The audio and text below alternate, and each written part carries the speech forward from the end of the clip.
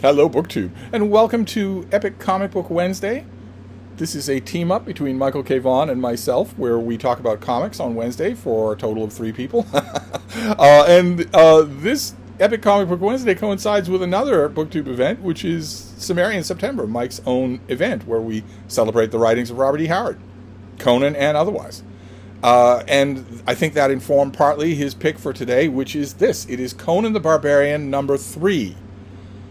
This is the 3rd issue of Marvel Comics' original 4-color comic book adaptation of Conan the Barbarian, written by Roy Thomas, with art by Barry Windsor Smith when he was just Barry Smith, and when his hair was big enough so that a bird could nest a family in it without him actually knowing. And this, I'm not 100% sure why Mike centered on this issue. If you were hunting around, I have a suspicion, but if you were hunting around for early issues of Marvel Comics' Conan the Barbarian, the obvious choice would be number 4, not number 3. We'll get to that. This is instead a story called The Grim Grey God, and it is the first time that Roy Thomas ever did something that he went on to do with great success, in my opinion. He adapted a story of Robert E. Howard, or a piece of work, a poem or a line or whatnot of Robert E. Howard, that was not actually originally a Conan story. And that is true in this case. This was a short story that Howard worked on. I don't know that he ever sold it. I think it appeared posthumously. Mike would know, the origin story and the provenance of the whole story. He'd know that better than anybody. But the Howard story originally was historical fiction. Because Howard wrote a lot of stuff. He didn't just write Conan. He wrote a lot of stuff. Boxing stories and supernatural stories in the Lovecraftian vein, and adventure stories, and also westerns and historical fiction.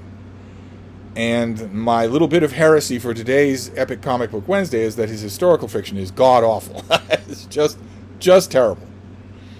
And he did a historical fiction short story with a sprinkling of horror mixed in. About an actual historical event, about the Battle of Clontarf in 1014. The big Gotterdammerung bloodbath of the English world in the generation before the conquest. And it was a lot of people died, and it was a popular subject on sermon pulpits for generations, because among the people who died were almost all of the kings who were involved in the fighting. So none of them got to enjoy the fruits of victory at all. It really is an early real-life variation of, in the end, everybody dies. And I am sure, given his mopey, fatalistic look on life, I am sure that's what drew Howard to it. Only his story is awful. It leeches everything out of the Battle of Clontarf, any of its human drama, any of its fun, of its interest at all. It takes a lot to make that particular battle boring, and he does. Whereas other writers, especially a particular long novel about Brian Boru, the most famous person who died in the battle, don't fail. They manage to capture all of the excitement. And also there are histories and poems about the battle that capture it much, much better than Howard's original story. And bless him, Roy Thomas saw that. I don't know if he criticized the original story. Maybe he was as in love with Robert E. Howard as Michael K. Vaughan is. But he had the good sense to change it into a Conan story. Where we meet Conan at the beginning. He is in chains, which is a visual that would not have displeased Barry Smith.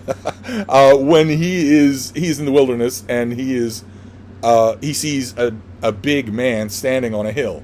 And the man is supernatural and raises his supernatural sword and shows Conan the choosers of the slain. These woman warriors who ride out of the sky in order to choose the slain who have fallen on the battlefield recently. And that visual right there may be one of the reasons why Mike picked this issue, as opposed to issue number 4. Because when I was rereading this, I realized that this is the first issue where Barry Windsor Smith starts to stretch his artwork just a little.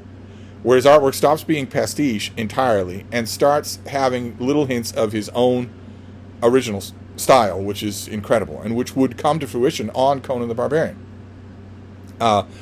You start to see it in this issue with little details and also his panel arrangements. So maybe that's why Mike picked it. Conan turns around from the hill and sees that the gray man has grown bigger than a mountain. He is obviously supernatural.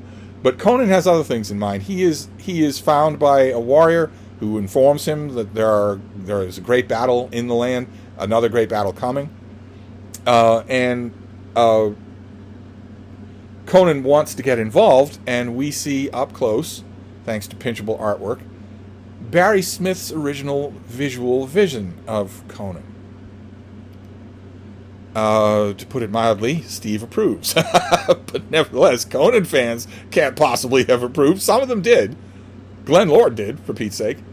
But that Conan, he doesn't look like the thief, a reaver, and a slayer. He doesn't look like he has giant mirths and giant melancholies. He looks like he's about ready for a night at Studio 54.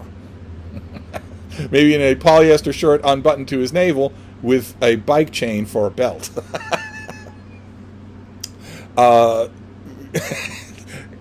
It's just a visual template. Barry Windsor Smith draws him that way all throughout. Conan learns from this stranger who's picked him up of all of the different combatants who are getting ready to converge on a giant battlefield. And we learn about them. We see little bits and pieces of the personal goings-on of their life on what they don't realize is the last day they're going to be alive. We see the women who are involved, the lovers who are involved, the friends who are involved. Conan is freed of his chains. Here he is conversing with his new friend. I don't know for sure if there was ever a live show of Frampton Comes Alive where he wore that helmet, but it could very well be.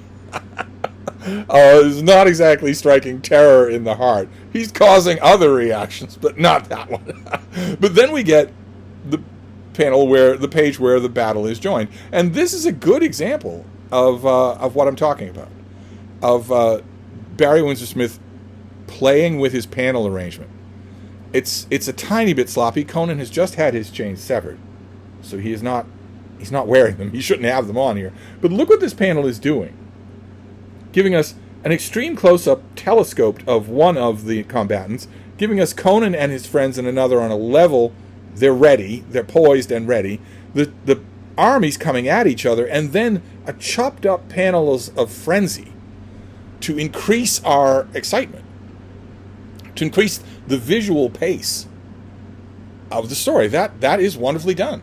We get more, vaguely Jack Kirby style action all throughout here, but what we are getting is a reenactment of the original Battle of Clontarf. We're getting the kings are killing each other, so they're never going to get to live to see any benefits of this. All while the grim gray god watches and eventually calls his choosers of the slain. While Conan watches. Conan's been involved in the battle, and he sees the kings dead at his feet, wearing their crowns, just in case you weren't paying attention. And he sees the grim gay god stalk off into the clouds, having received the harvest of this day. But the objection that you might have to this issue would be that Conan is a bystander. He doesn't affect the action at all. Nothing changes by him being found in the wilderness. If that random rider had missed him in the wilderness, well, he'd be looking for some other way to get out of those chains, but he wouldn't. The battle would still have gone on. Everyone would have died exactly as they did.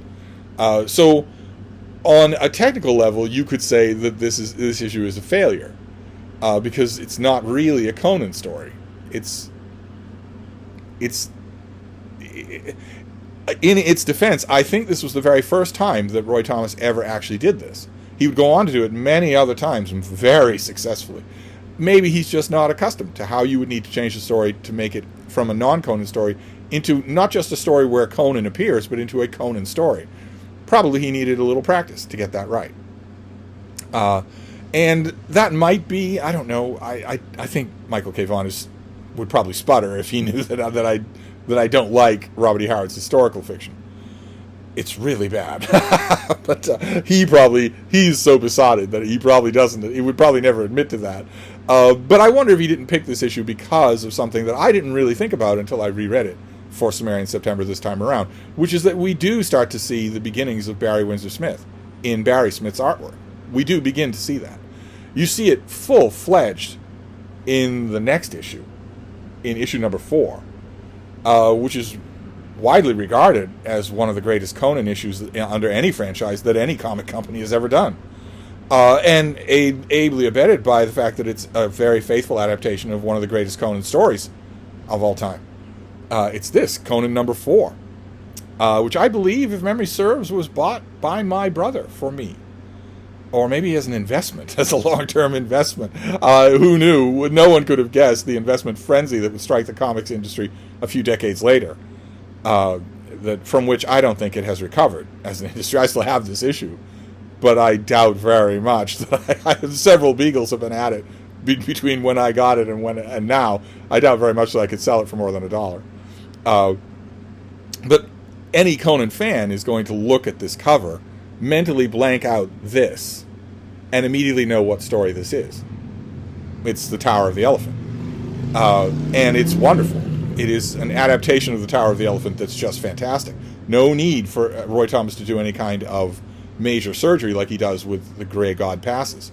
So I kind of, when we were fishing around in early issues of Conan, I kind of thought Mike would pick this one. But instead he picked issue number 3, and I'm glad he did, because it was eye-opening to read it again after all this time. So that's fantastic.